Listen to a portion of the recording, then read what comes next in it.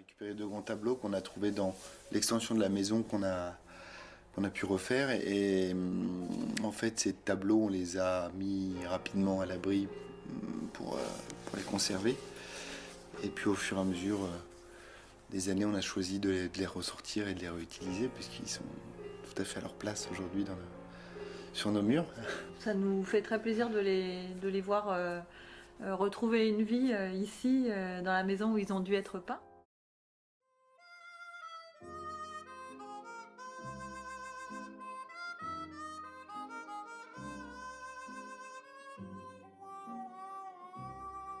Je le prenais pour quelqu'un qui était au niveau des Poliakov, des gens comme ça, hein, mais il n'a jamais pu s'y maintenir parce qu'il avait un trop mauvais caractère. Il est toujours arrivé un tout petit peu après César, un tout petit peu après d'autres, vous voyez, qui avaient inventé quelque chose.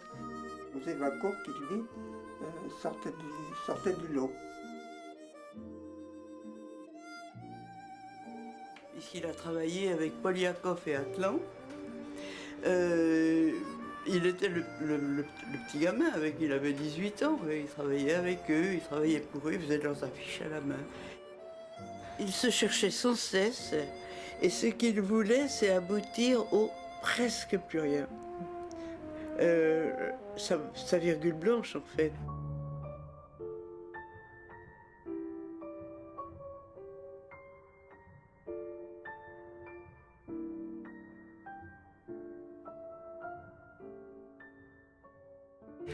Non, il n'était pas très... Il fallait pas lui parler, voilà, il fallait pas le déconcentrer. Oui, c'est normal. Par contre, c'était passe-moi le tube de rouge, passe-moi le bleu, va me laver le pinceau. Et voilà.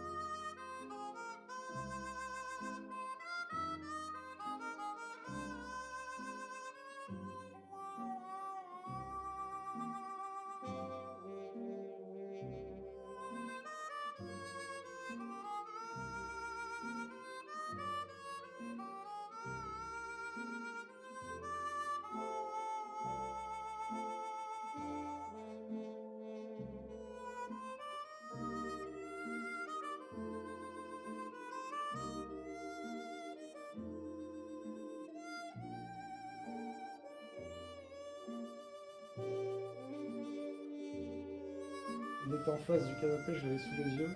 Je pouvais rester à boire un café pendant une demi-heure à le regarder. Je n'arrive pas à trouver ce qui m'évoque, mais quand il est bien éclairé et tout ça, il a des couleurs magnifiques. Alors moi, mon peintre préféré, c'est Nicolas de Staël, et je sais pas, il y a des choses qui ressemblent d'ailleurs plus avec celui-là ou le vert là-bas, mais j'aime beaucoup celui-là en fait. Et le jaune est bien hein, aussi.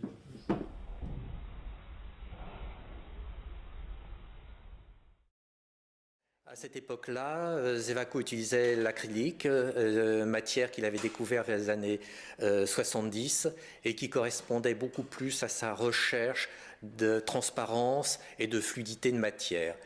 Alors là, la décennie change, nous sommes dans les années 80, exactement 87. Donc ça c'est un des tableaux en 93. J'étais éblouie, émerveillée par son travail. Et c'est avec lui j'ai appris énormément de choses. Hein. Avant j'étais classique, oui Van Gogh, mais avec lui j'ai appris sur l'abstraction. C'est l'abstraction géométrique.